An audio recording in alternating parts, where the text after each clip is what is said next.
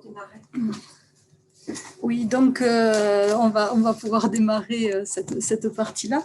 Donc effectivement, je me suis présentée peut-être un peu rapidement. Donc j'étais enseignante, j'ai été également prof de SVT fut un temps. Voilà. Cette partie concerne des activités autour des manchots, avec tout d'abord les caractéristiques et modes de vie des manchots royaux. Alors, il s'agit de vous présenter des idées de scénarios pédagogiques, essentiellement pour cycle 3, 4 ans, et la dernière sera aussi, peut se destiner aussi à des lycées. Donc, il s'agit d'une articulation entre des acquisitions de connaissances par documentation, avec donc sur les régimes alimentaires, prédateurs, reproduction, etc. Surtout alimentaire et reproduction. Et puis également d'investigation avec la démarche d'investigation, problématiques, hypothèses, recherches, etc. Alors, tout d'abord, sur les caractéristiques et modes de vie des manchots. Alors, je sais pas pourquoi. Donc, oui, c'est bon, ça marche. Donc, on va démarrer avec le premier, caractéristiques et modes de vie des manchots royaux. Alors, on pourra déjà demander aux élèves qu'est-ce qu'ils connaissent des manchots royaux et puis partir effectivement de leur connaissances et les guider sur donc une recherche documentaire pour en savoir davantage. On se limitera dans un premier temps aux espèces, à la classification et à l'adaptation au milieu de vie. Alors, dans l'autre sens, donc cette recherche documentaire les mènera rapidement à découvrir que les manchots sont des vertébrés, donc avec un squelette qui peut être trouvé sur certains documents, notamment de musées, que ce sont des ostéichiens, donc ils n'ont pas un squelette cartilagineux, c'est un squelette osseux, que ce sont des tétrapodes avec quatre membres, deux postérieurs qui permettent la bipédie, et les deux membres antérieurs qui sont très adaptés à la natation, à la nage. Ce sont des oiseaux, ils sont couverts donc de plumes, également d'écailles, et ils font partie des oiseaux marins qu'on appelle les sphéniciformes ou sphénicidés, car ils ont un corps très très fusiforme qui est caractéristique de leur adaptation au déplacement aquatique. Alors, ça dans l'autre sens. Alors, ces sphénicidés sont en fait organisés en 6 genres qui regroupent les 17 espèces actuelles de manchots, dont 12 sont en déclin, donc avec une problématique qui est pointée par l'UICN, l'Organisation internationale de conservation de la nature. Les sphénicidés, donc dans ces 6 genres, on a notamment le genre Aplénodites qui regroupe les manchots empereurs et le manchot royal qui nous intéressera particulièrement aujourd'hui.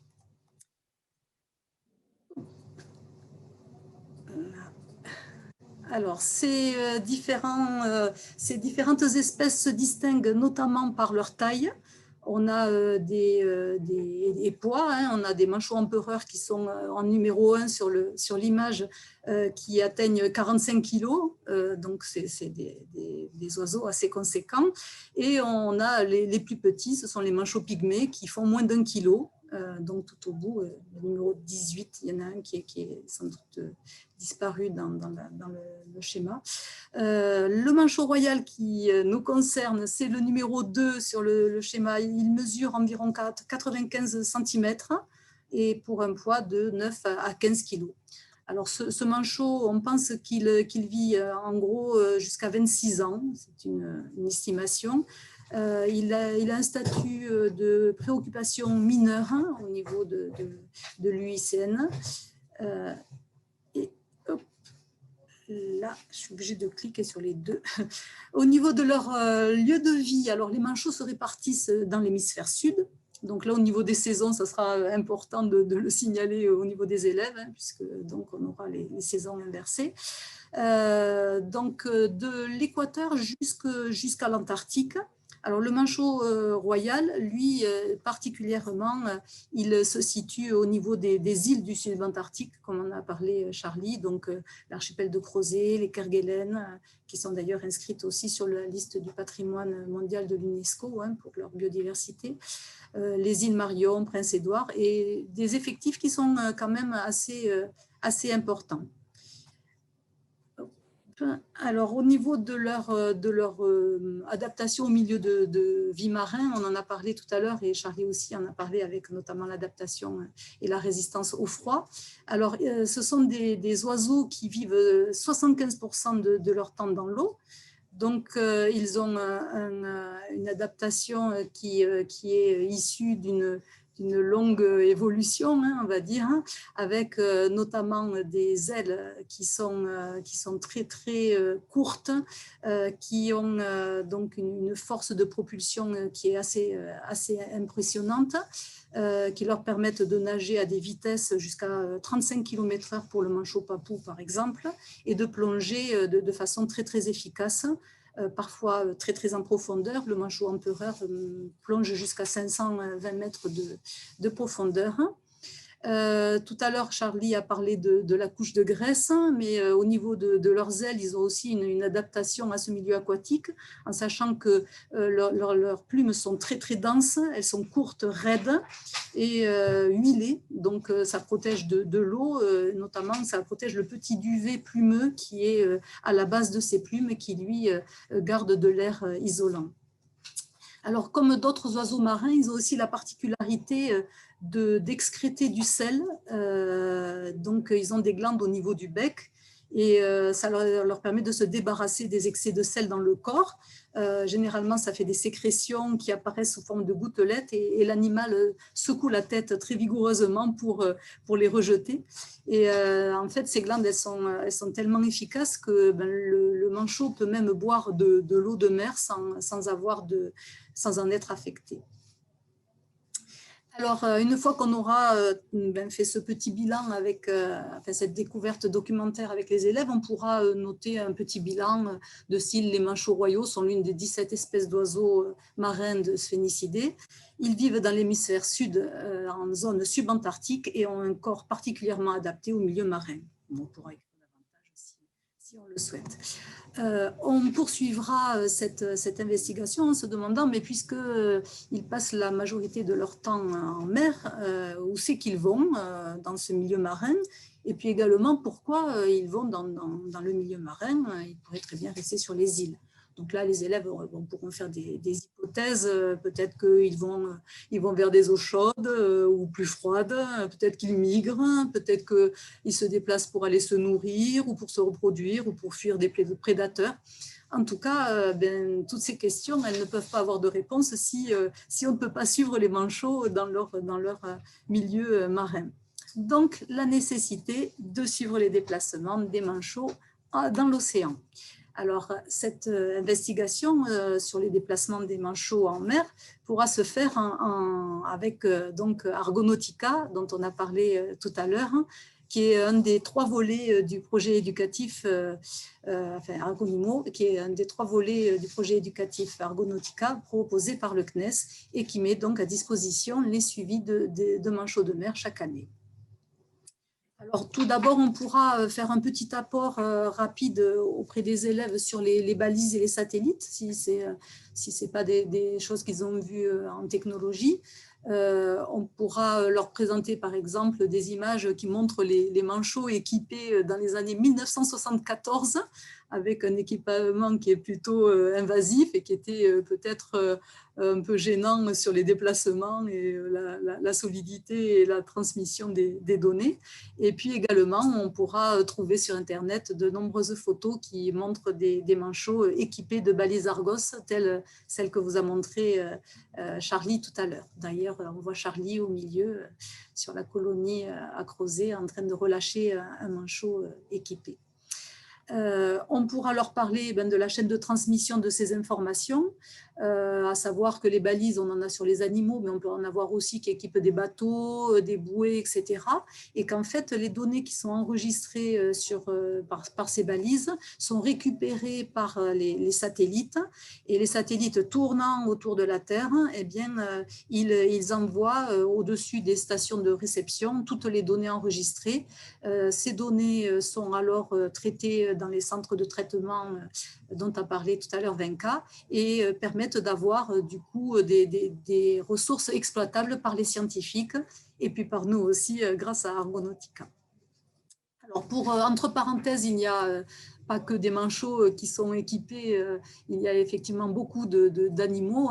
Là, les petits points montrent en fait, qu'il y a des milliers d'animaux qui sont équipés de balises Argos, des animaux marins qu'on suit sur Argonautica. Alors, on a des manchots, des éléphants de mer, des tortues marines, des ours polaires, des requins pèlerins parfois.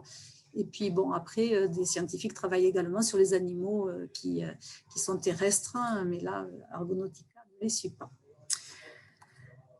Alors, donc, une fois qu'on aura fait ce petit apport de connaissances, on va pouvoir entrer dans le vif du sujet et découvrir le trajet des manchots à partir de la plateforme des données Argonautica. Alors, ces trajets sont mis à jour tous les jeudis. Donc, tous les jeudis, il y a une nouvelle donnée sur le trajet des manchots. Alors, ça se traduit, on a deux possibilités. Soit on peut avoir ces données avec les tableaux de position. Ça, c'est un extrait des documents qu'on peut avoir sur la plateforme Argonautica. Donc, le tableau des positions, il y a le numéro de la balise en premier, c'est la première colonne. La deuxième, c'est la classe en fait, ça indique un peu la qualité du signal. La date, alors c'est en version anglaise, donc l'année, le mois et puis le jour. Ensuite, l'heure. Et puis, vous avez la colonne des latitudes et la colonne des longitudes qui vont permettre de positionner le manchot sur le fond de carte qui est également mis à disposition. Donc, en dessous, vous avez le fond de carte de la zone, par exemple, du manchot Maigando, celui-ci, Mengasclo, je crois. Donc, vous avez les latitudes et longitudes qui sont indiquées. Au centre, là, on voit l'île de Crozet, c'est tout petit, donc on pourra faire un travail en géographie en parallèle pour voir un petit peu qu'est-ce que ça représente en kilomètres, etc., à partir des degrés. Et puis, donc, les élèves pourront toutes les semaines tracer le trajet du manchot. On a également la possibilité sur la plateforme d'avoir directement le tracé du manchot chaque semaine également sur le fond de carte. Donc ici, vous avez les trajets en bleu et en rouge, c'est la dernière semaine de suivi. Donc là, on voit un manchot qui est parti de Crozet, qui a fait une belle boucle vers le sud et également des boucles un peu plus courtes vers l'ouest, vers l'est, pardon, l'ouest dans l'autre sens. Ces déplacements, on peut également les visualiser sur Google Earth à partir d'Argonautica. Alors là, c'est encore une autre possibilité qui permet avec Google Earth de zoomer, de dézoomer, etc. Donc, on peut avoir aussi des possibilités d'exploitation intéressantes. Donc là, c'est mis à jour toutes les semaines. Alors, ces données, on les a depuis 2002. Donc, on a 115 trajets de manchots qui sont disponibles sur la plateforme Argonautica. Et donc, on pourra proposer aux élèves un travail collaboratif sur toutes ces données. On pourra, par exemple, leur proposer de comparer les distances entre les manchots, les durées de parcours, les vitesses de déplacement. Alors, pour les distances, effectivement, on pourra utiliser l'outil Google Earth propose une règle pour les distances. On pourra aussi faire des conversions avec les degrés, etc. Pour les durées, à partir du tableau de localisation. Et puis les vitesses, on fera le rapport donc, et la durée pour découvrir un peu les caractéristiques des différents trajets des manchots. Alors, une fois qu'on aura fait un peu ce travail de comparaison, on pourra établir avec les élèves qu'au final, on a des différences de trajet avec effectivement des distances variables suivant les manchots, des durées et des vitesses variables, mais que par contre, on a des points communs, c'est très visible sur un peu le récapitulatif qui est à l'écran, avec des allers-retours avec toujours quasiment une direction vers le sud des manchots qui partent donc d'un point fixe, c'est leur île, et effectivement, ils reviennent sur cette île au bout d'un certain temps, une certaine durée. Alors ça pourra questionner les élèves, bien sûr, et on sera sur la partie... j'ai avancé trop vite. On sera sur la partie... Ah ben maintenant, c'est bizarre ça. J'ai plus la main sur moi. Bon, c'est pas grave. On pourra donc expliquer ces trajets et essayer donc de comprendre pourquoi ces allers-retours. Alors, dans un premier temps, on pourra observer des images et des documents qui proviennent des manchots à terre. Donc, on verra que à terre, on observe des œufs, des manchots en train de couver, des poussins, des adultes, des manchots royaux adultes, mais que par contre en hiver, on le voit sur notamment la photo en bas à droite, en hiver, lors des tempêtes et des températures très très basses, il y a peu d'adultes. En fait, ceux-ci sont partis en mer. Il ne reste que les poussins qui se mettent en formation tortue. Ça s'appelle la formation tortue. En fait, c'est une stratégie aussi de résistance au froid. En fait, par rotation, les manchots les plus exposés viennent ensuite dans la partie centrale de la tortue et donc le groupe protège en fait les individus.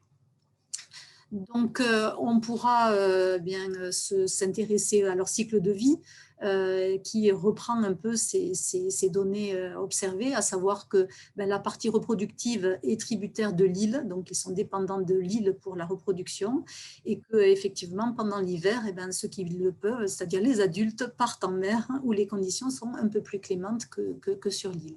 Donc là, on trouve des frises un peu comme les deux que je vous ai mis ici, donc qui montrent qu'au printemps, donc novembre-décembre dans l'hémisphère sud, c'est la ponte, les parades d'accouplement ponte, qu'en janvier, février, mars, c'est l'été et qu'on observe bien les couples de manchots couver leur œuf alternativement.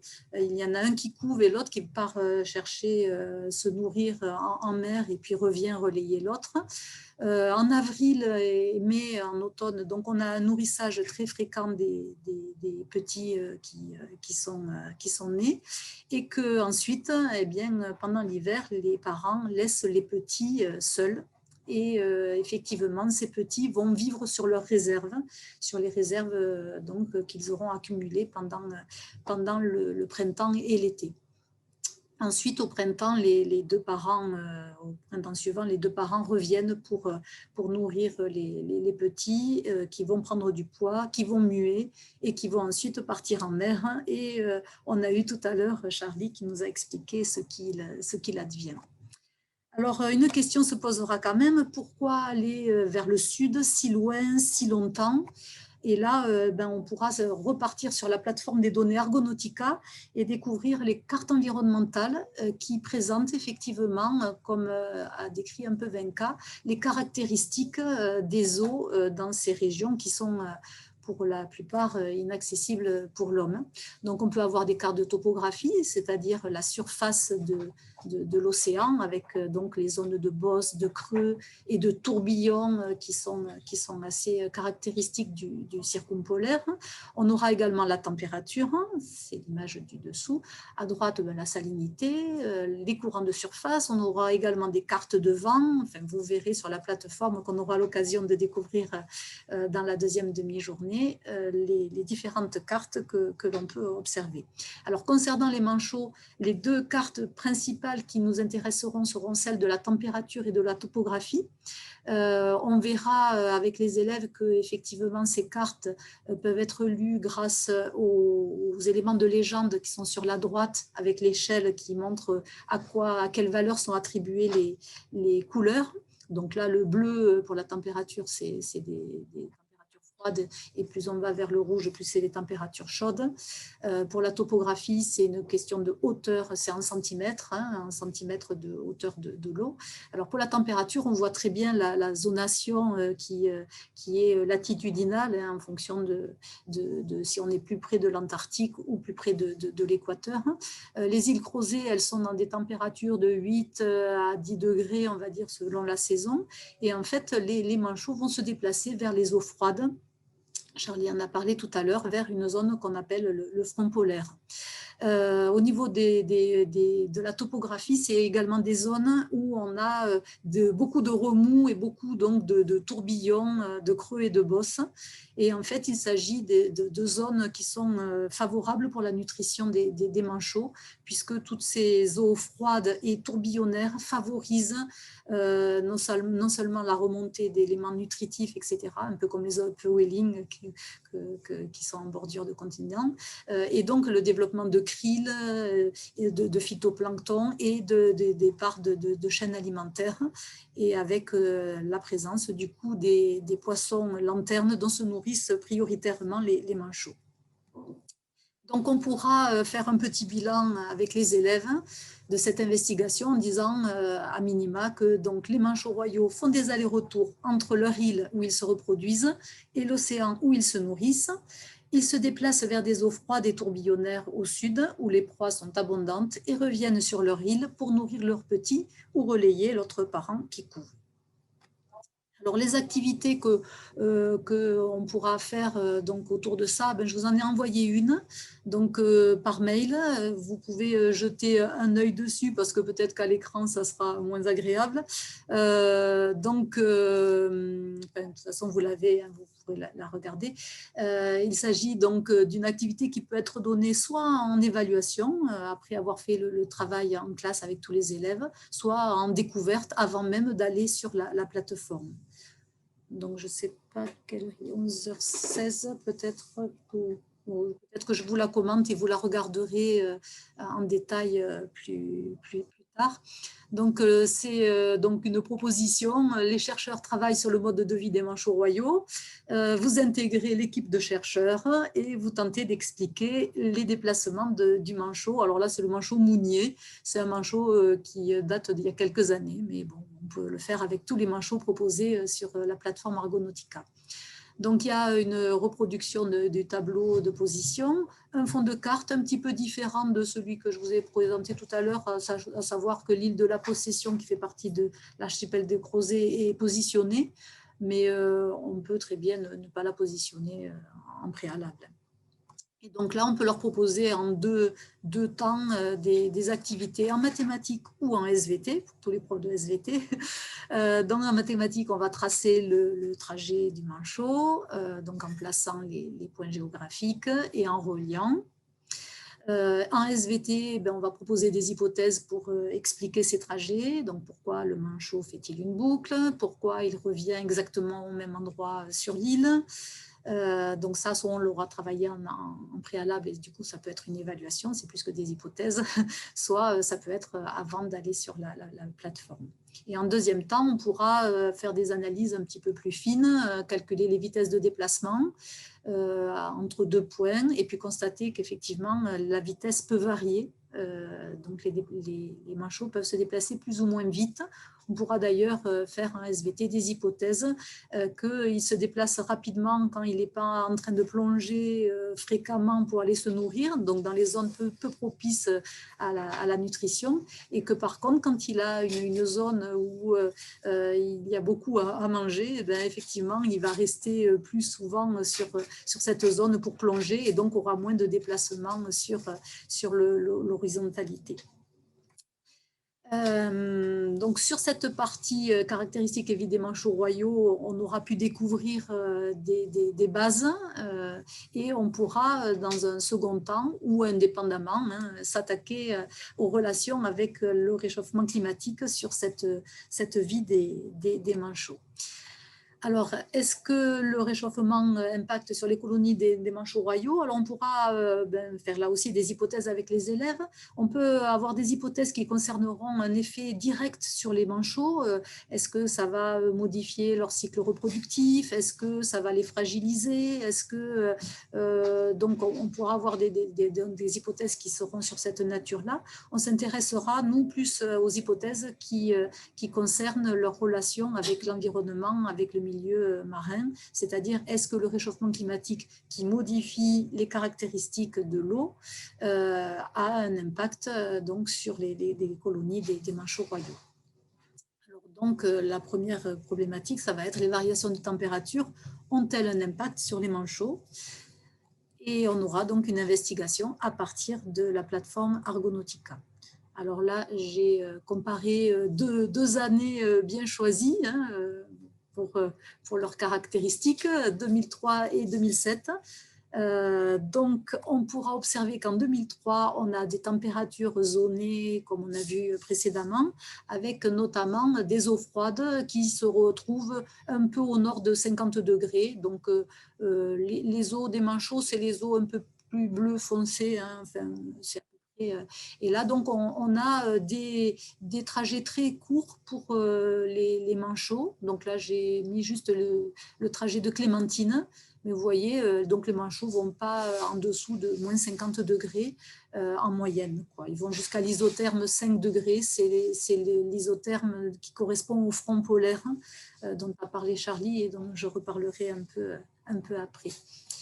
En 2007, par contre, eh bien, la température de surface mesurée par les satellites à la même période, c'est en février, donc on montre que les eaux froides sont nettement plus au sud que 50 degrés. En fait, elles se retrouvent même à 54 degrés. Et on a des trajets des manchots qui montrent un déplacement bien plus au sud. Là, j'ai mis pour l'exemple Piglou, qui a des trajets qui sont beaucoup plus longs et beaucoup plus au sud que ceux de Clémentine précédemment. Donc là, les élèves pourront effectivement réaliser que la localisation des eaux froides peut varier. Elles peuvent être plus ou moins auprès de l'Antarctique et que les manchots font alors soit des trajets courts, soit des trajets longs et qu'il semble donc y avoir une relation entre les températures, les variations de température et les déplacements des manchots, au moins sur leur durée et leur longueur. Alors, quelles conséquences ça peut avoir si les eaux se réchauffent sur les colonies? Est-ce que si on généralise ces 2 années sur du long terme, ça peut avoir un impact sur les colonies? Alors là, on va pouvoir proposer aux élèves de confronter leurs hypothèses avec l'analyse des chercheurs. Leurs hypothèses vont effectivement être que les manchots vont faire des longs trajets, ils vont revenir moins souvent nourrir le petit et que ça peut poser des problèmes. Ça, c'est les hypothèses que formuleront assez facilement les élèves. Alors là, je vous propose d'aller sur le lien que je vous ai envoyé par mail. En sachant que si je le lance là, j'ai peur que ça soit une... D'abord, est-ce que ça va fonctionner directement? Et surtout, est-ce que... Bon, je tente. Bon, allez, je tente. Bon. Allez, super. Touché par les changements climatiques, le manchot royal est étudié depuis près de 25 ans par ce scientifique, Charles-André Bost. Il connaît presque tout de cet oiseau marin et grâce aux balises Argos qu'il pose sur le dos du manchot royal, il suit ses trajets quasi en temps réel, une mission qui a 2 objectifs. Nous voulons comprendre comment ces oiseaux marins parviennent à utiliser l'océan, comment ils parviennent à utiliser les ressources de l'océan. Donc ça, c'est pour des fins, on va dire, fondamentales, pour comprendre un peu leur stratégie d'exploitation du milieu marin. Il y a un autre aspect qui est plus appliqué, c'est d'essayer d'utiliser ces oiseaux marins comme bioindicateurs, on va dire, de l'état de santé de ces écosystèmes marins, pour comprendre quel va être l'impact des changements climatiques à venir, donc sur les chaînes alimentaires dont dépendent ces oiseaux marins. Équipés de balises Argos depuis le début des années 90, les manchots royaux sont observés à la loupe grâce aux satellites. Leur plongée, les kilomètres parcourus pour trouver de la nourriture sont analysés par ce scientifique. Aujourd'hui, grâce à ces données récoltées depuis l'espace, les prévisions sont préoccupantes. On a pu établir un modèle prédictif de l'éloignement de ce front, qui est la zone principale d'alimentation des manchots, en fonction du changement climatique. Et le modèle prédit que le front va être 2 fois plus éloigné des colonies de manchots au cours des 100 prochaines années. La distance que les manchots vont devoir parcourir va être considérablement rallongée et les manchots ne pourront plus revenir à temps nourrir leurs petits qui risquent malheureusement de mourir de faim avant leur retour. D'où, à terme, une extinction très probable des colonies des îles Crozet qui sont situées vraiment au nord de l'aire de répartition de cette espèce. À l'origine d'Argos, le CNES, créateur de ce système satellitaire de localisation et de collecte de données, l'Agence spatiale française a confié son exploitation à sa filiale CLS. Grâce au système Argos, qui est exploité ici à CLS depuis 30 ans, la communauté internationale des scientifiques a de plus en plus d'informations qui permettent de comprendre l'évolution des animaux dans leur environnement, dans un environnement qui est changeant, afin de mettre en place des mesures de protection et de conservation des espèces qui sont aujourd'hui les plus menacées. Actuellement, ce sont 200 manchots royaux qui ont été observés au quotidien. Argos est aujourd'hui un système satellitaire indispensable aux recherches des scientifiques. Un de mes rêves, c'est de pouvoir effectivement travailler sur des données de plus en plus précises, d'un point de vue notamment satellite, pour pouvoir connaître très finement ce que font les animaux à très fine échelle et quels sont les paramètres physiques dans les zones qu'ils explorent en termes de température, en termes de courant, en termes de hauteur d'eau. C'est quelque chose de fascinant pour les années à venir.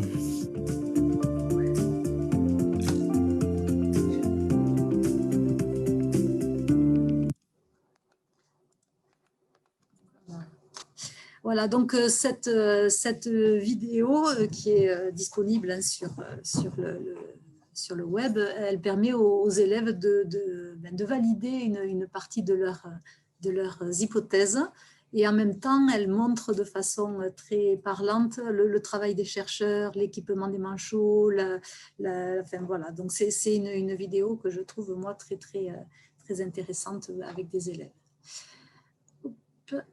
Donc, on pourra compléter les connaissances sur le front polaire avec les élèves en disant que donc il s'agit d'une zone à température à 5 degrés. Alors, on pourra parler aussi de l'océan austral qui est donc avec le circumpolaire qui tourne sans obstacle tout autour de l'Antarctique.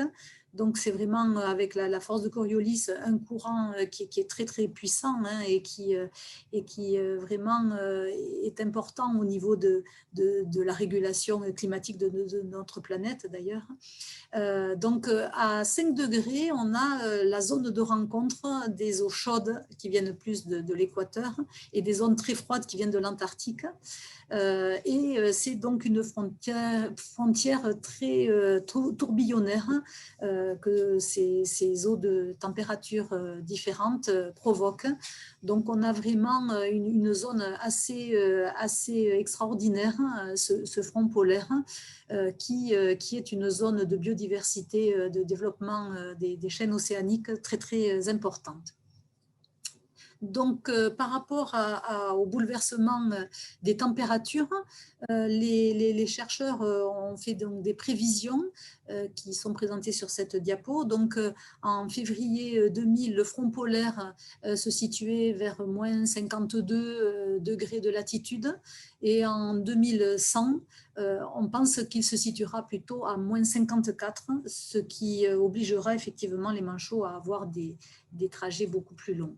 Donc, les prévisions sont que actuellement, on constate déjà 42 km de plus de distance en 10 ans.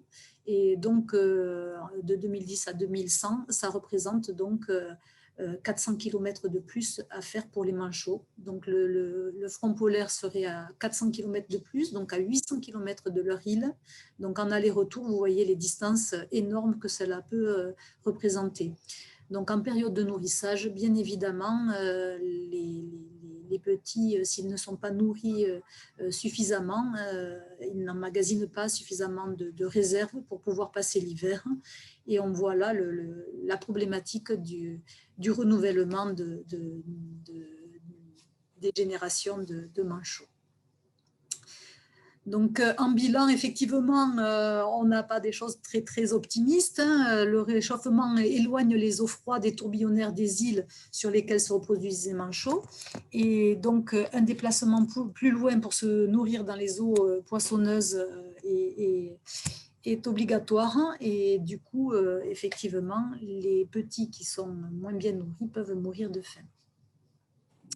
Alors, hop, oui. Alors, il y a quand même des aspects qui sont étudiés. On se demande si les manchots ne peuvent pas avoir des stratégies adaptatives.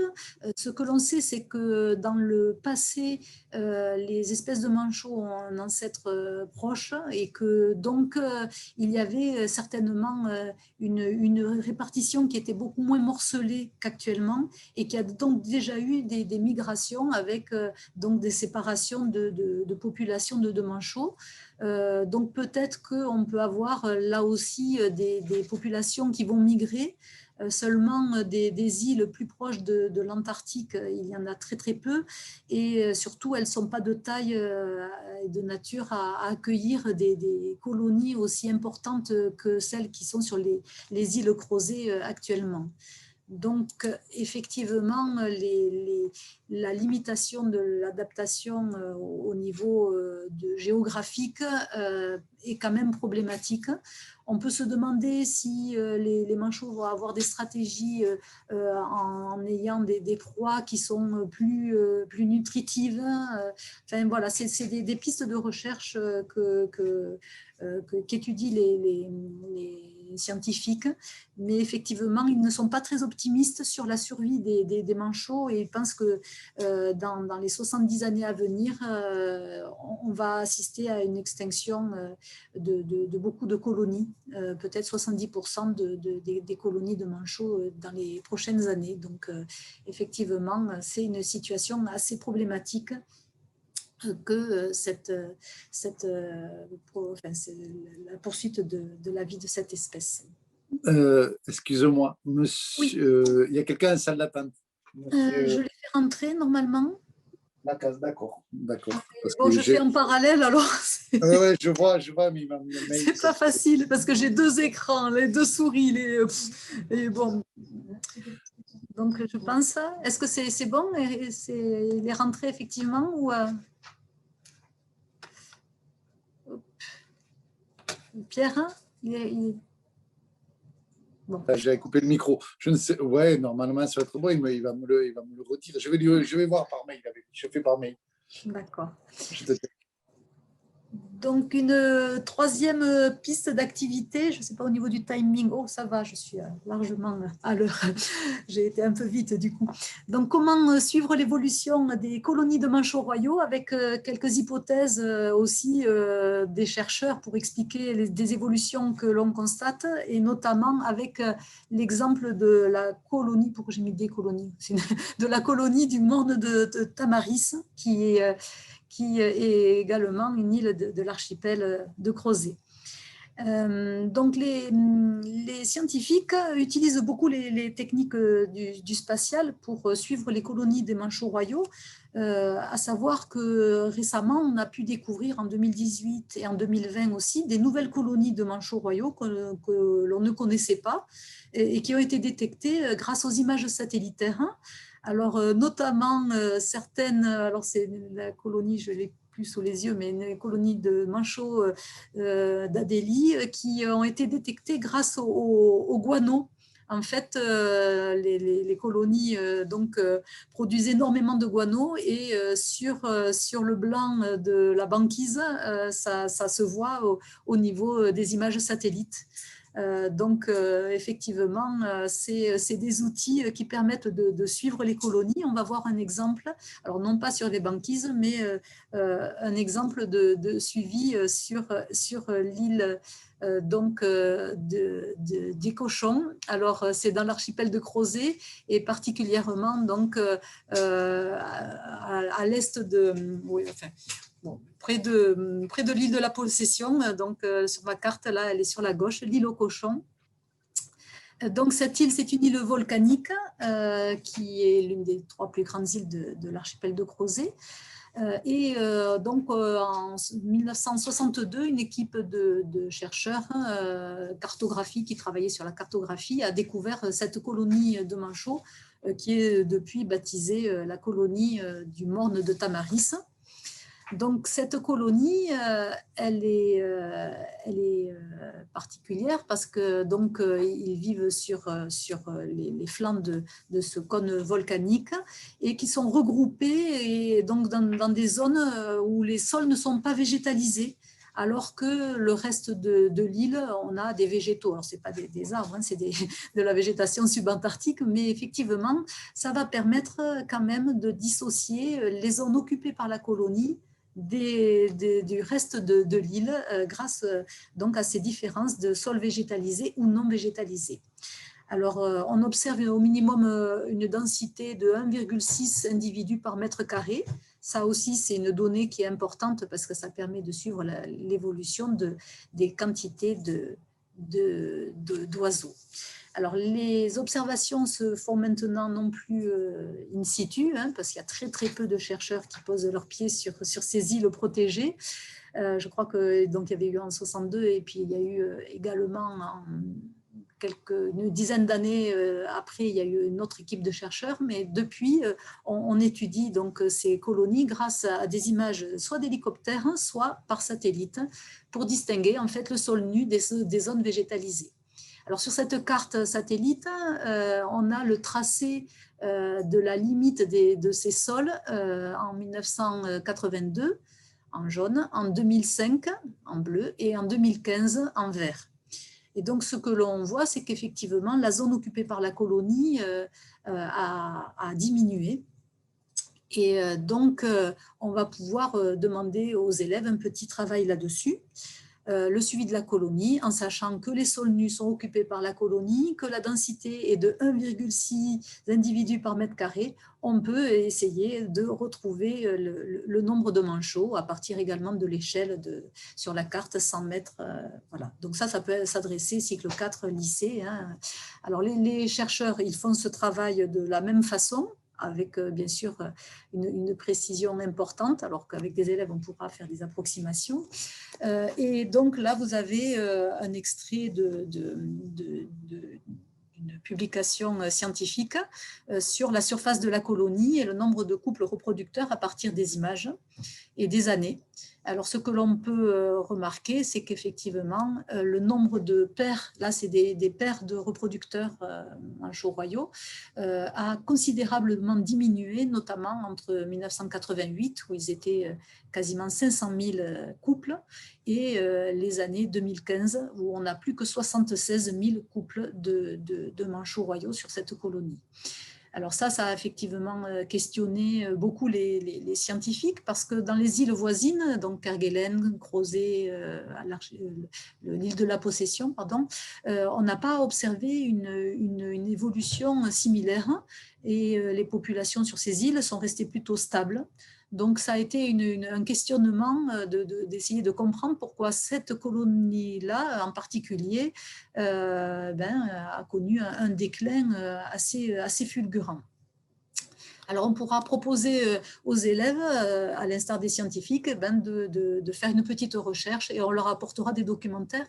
Je vous ai envoyé là par mail un récapitulatif de ce qu'on va pouvoir leur apporter et on leur demandera donc quelles hypothèses ont été étudiées par les scientifiques et quels résultats leurs études et observations ont-elles apporté.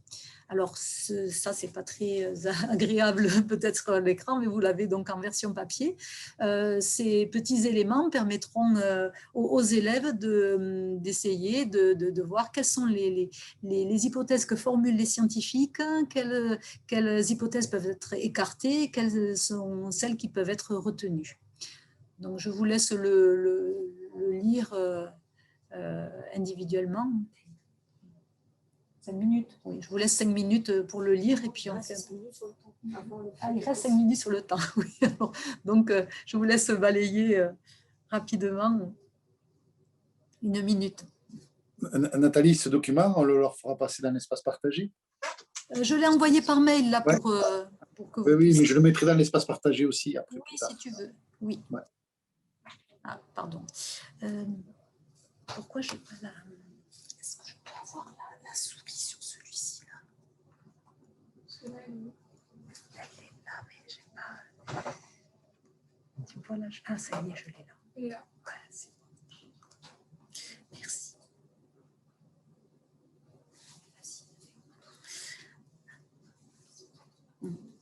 Donc, les élèves, donc, à partir de ces extraits de publications scientifiques, pourront voir que on a donc au final de la recherche qui avance, mais qui se confronte quand même à des inconnus. Hein. Ça fait partie d'éléments importants de la recherche scientifique. On pourra dire quand même que les événements naturels n'expliquent pas le déclin. Il n'y a pas eu ni d'éruption volcanique, ni d'autres caractéristiques climatiques locales. Que les hypothèses qui pourraient expliquer le déclin massif sont les maladies, les parasites, les prédateurs, des conditions défavorables pour la recherche de nourriture, mais cette hypothèse nécessite bien évidemment une étude en mer de ces manchots en particulier pour voir effectivement si il y a donc des fréquentations de zones qui ne sont pas favorables à la nutrition. Peut-être que le réchauffement climatique est également impliqué, c'est des pistes de la recherche actuelle. Donc ça, pour les élèves, c'est important de savoir que la recherche avance, mais qu'il est parfois difficile et souvent difficile d'avoir toutes les réponses. Qu'une fois qu'on connaît donc mieux la biodiversité, les espèces, ça permet quand même d'avoir des mesures de protection, des mesures préventives. Notamment les terres et mers australes françaises, elles sont classées en réserve naturelle nationale pour assurer la protection et le maintien des espèces et de ce patrimoine. Donc, ça constitue quand même plus de 2,2 millions d'hectares de réserves naturelles. Ça a été créé en 2006 et ça permet quand même de préserver localement. Ces éléments d'activité que l'on vient de balayer et qui ont été présentés sous une forme distancielle qui est plus ou moins satisfaisante. Vous pourrez les retrouver dans le dossier, je vous enverrai le lien, dans le dossier qui est sur le site d'Argonautica, qui sont présentés un peu différemment. Hein. Par contre, vous avez une partie en prolongement avec du Python, donc pour ceux qui utilisent le Python dans les classes, ça permet de compléter les données Argonautica avec les données Copernicus dont on parlait tout à l'heure, Venka. Je le mettrai aussi dans l'espace partagé. Oui, voilà. Donc, je pense avoir fini par rapport au timing aussi. Nickel. Voilà. Il y a des questions avant qu'on passe ensuite au petit quiz. Donc là, c'était une présentation un peu d'activité pédagogique hein, pour donner des idées un petit peu d'un travail qu'on peut faire avec des élèves. Et donc dans la deuxième demi-journée, on aura une exploration plus précise de la plateforme et notamment avec les tortues, avec l'exemple des tortues. Et ça vous permet ensuite de créer, vous, vos propres scénarios et outils pédagogiques, hein, bien sûr. Merci Nathalie. Est-ce qu'il y a des questions pour Nathalie? Soit par chat, soit en direct.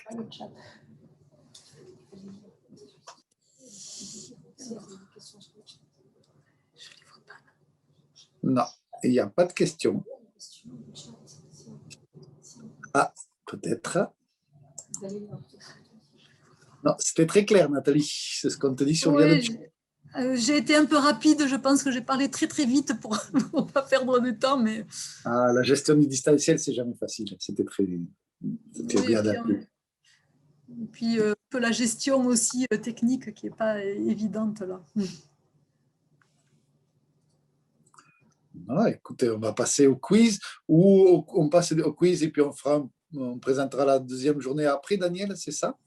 Juste après l'issue du quiz, oui, pour la deuxième journée. Oui, tout à fait. Oui. On va passer au quiz et puis on terminera la présentation de la deuxième demi-journée.